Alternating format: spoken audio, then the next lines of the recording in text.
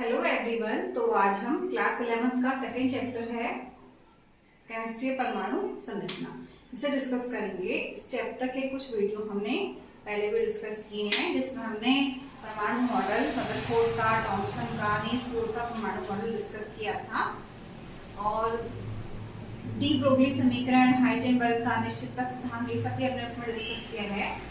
देखिए, आज तक आप छोटी क्लास में नील्स बोर का जो परमाणु मॉडल है उसमें ये पढ़ते आए हैं कि नाभिक के चारों ओर कक्षाएं होती हैं, कक्षाओं में इलेक्ट्रॉन रहते हैं। और आपने भी पढ़ा कि पहली कक्षा में 2 इलेक्ट्रॉन होते हैं, दूसरी में 8 इलेक्ट्रॉन होते हैं। तो देखिए, उस समय आपको ये सब पढ़ाया गया था, लेकिन अब आप पढ़ोगे कि कक्षाओं के अंदर जो आप कक्षाओं में इलेक्ट्रॉन रहते हैं वो डायरेक्ट कक्षाओं में नहीं रहते हैं। जो कक्षाएं होती हैं, कक्षा या फिर कोष जिसे कहते हैं, उसके अंदर उप कक्षाएं होती हैं, उप कोष होते हैं और उप कोष के अंदर भी हमारे ऑर्बिटल होते हैं।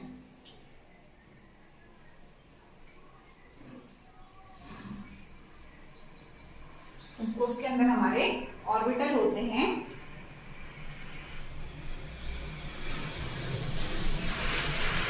ऑर्बिटल के अंदर इलेक्ट्रॉन रहते हैं। कक्षाएं मतलब जिसको हम n बराबर 1, 2, 3 पढ़ते हैं, 4, जिसको आप K, L, M, N से भी दिखाते हैं।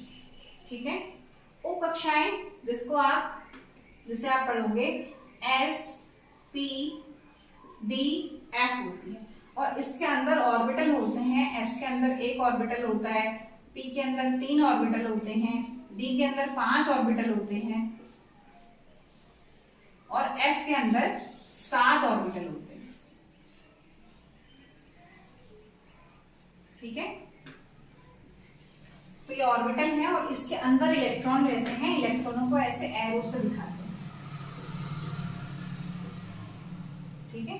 तो ये कुछ नया है जो आप क्लास 11th में इस चैप्टर में सीखेंगे कि कक्षाओं के अंदर उप कक्षाएं, SPDF, उप कक्षाओं के अंदर ऑर्बिटल। अब ये ऐसा नहीं कि पहली में ऐसा होता है दूसरी में पी, वो मैंने ऐसे लिख दिया बस आपको, ऐसा कोई ऐसा पैटर्न नहीं है। बस ये है कि कक्षाओं के अंदर ये है, उप कक्षाओं में ये है और ऑर्बिटल में ये।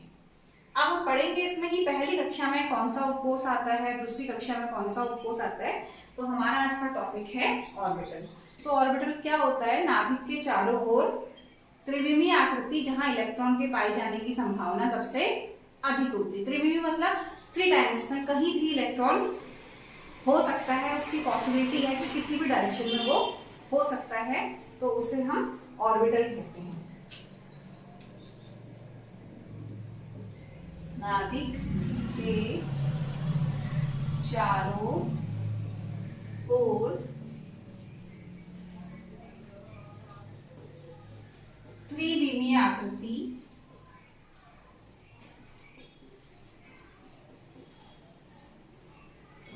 जहां इलेक्ट्रॉन के पाए जाने की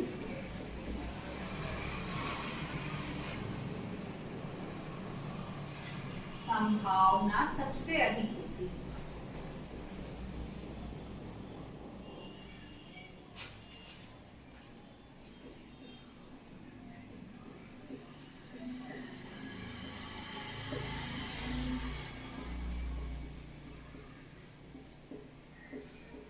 सबसे अधिक होती है, ऑर्बिटल कहलाता है।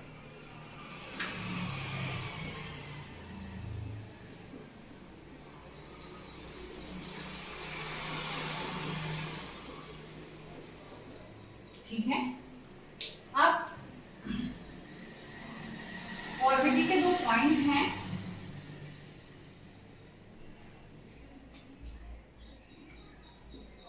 ऑर्बिटल के निम्न 2 लक्षण हैं।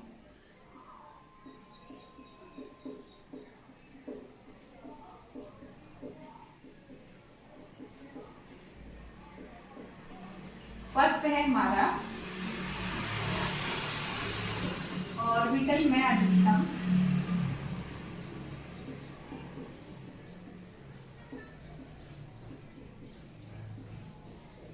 इलेक्ट्रॉन ही समावेशित हो सकते हैं। देखिए इन समय मैंने जैसे एक ऑर्बिटल में 2-2 इलेक्ट्रॉन बनाए।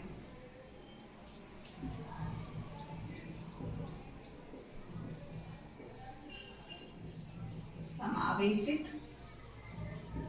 हो सकते हैं।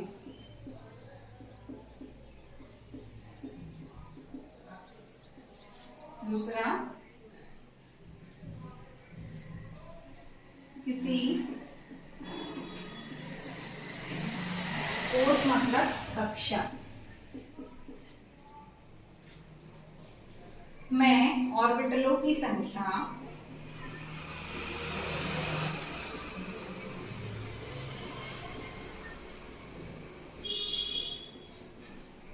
n² के बराबर होती है।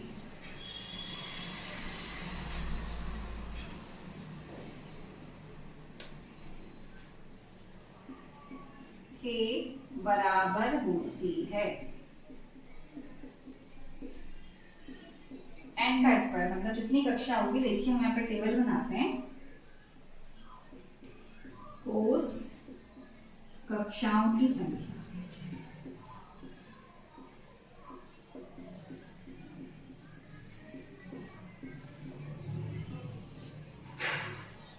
उपकोष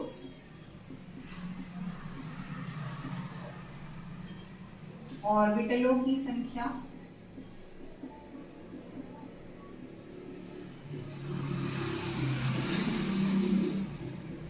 n², ऑर्बिटलों में इलेक्ट्रॉन की संख्या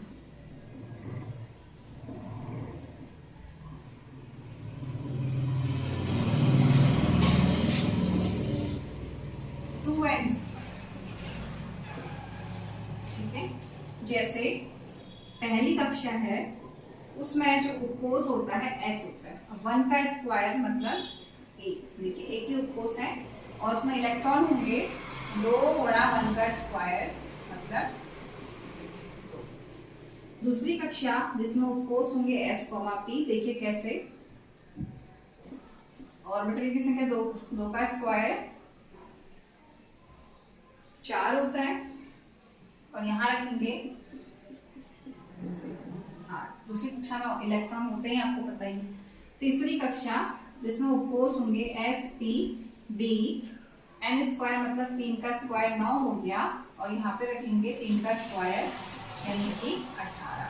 तो ऐसे ही चलता रहेगा। 4 जिसमें उपकोष होंगे आपके s, p, d, f, 4 का स्क्वायर 16 यहाँ पे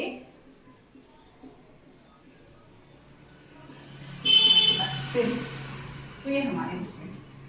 अब इसमें एक बात और बताने चाह रहे हैं कि हर एक जो उपकोष है उसमें कितने इलेक्ट्रॉन होते हैं ऑर्बिटल में, उसको बता देते हैं हम। तो पहले आप इसे देख लीजिए एक बार।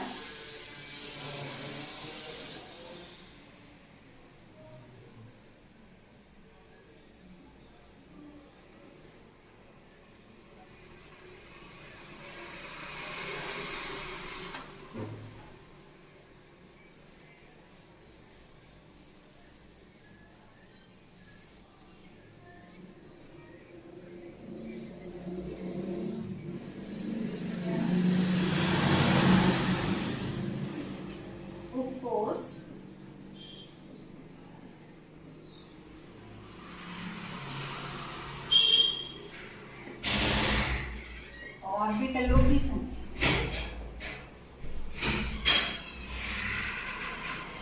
उपकोष मतलब s, p, d, f। इसमें ऑर्बिटल 1 बनते हैं, इसमें ऑर्बिटल 3 बनते हैं, इसमें 5 बनते हैं और इसमें 7 बनते हैं, 7।